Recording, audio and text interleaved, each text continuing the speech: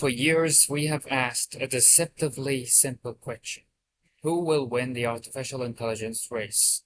Will it be the United States, China, a technology company nobody has heard of yet, or perhaps an entirely new generation of scientific institutions? But I believe we may be asking the wrong question, because artificial intelligence has a weakness that is rarely visible when we watch a demonstration on a screen. AI requires electricity, a great deal of it. Behind every apparently weightless conversation with an intelligent machine are buildings, servers, cooling systems, transmission lines, power stations, and semiconductor factories. AI may be digital, it is infrastructure not. The International Energy Agency estimates that electricity consumption from data centers could reach approximately 945 terawatt hours by 2030. That is more than double the level of 2024, and AI is one of the most important forces behind that increase. Now, here is where the story becomes strategically interesting.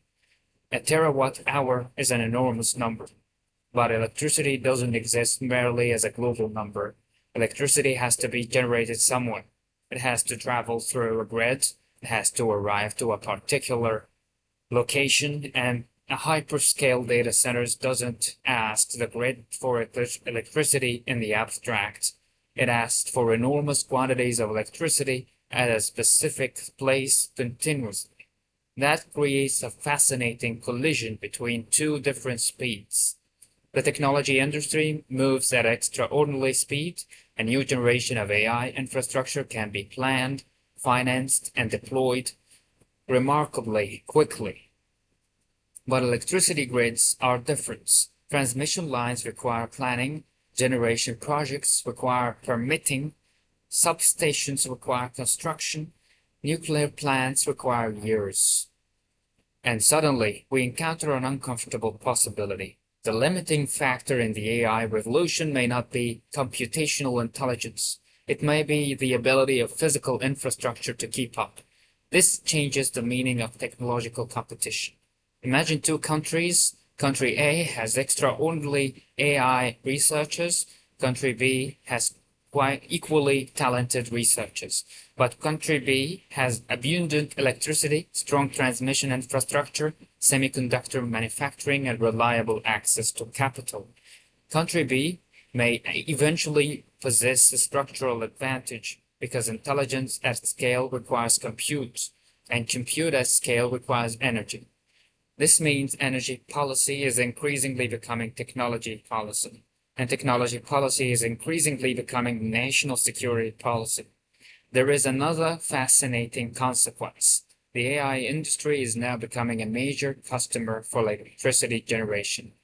Renewables will play an enormous role. Natural gas will remain important in some markets. Nuclear power may experience renewed strategic interest.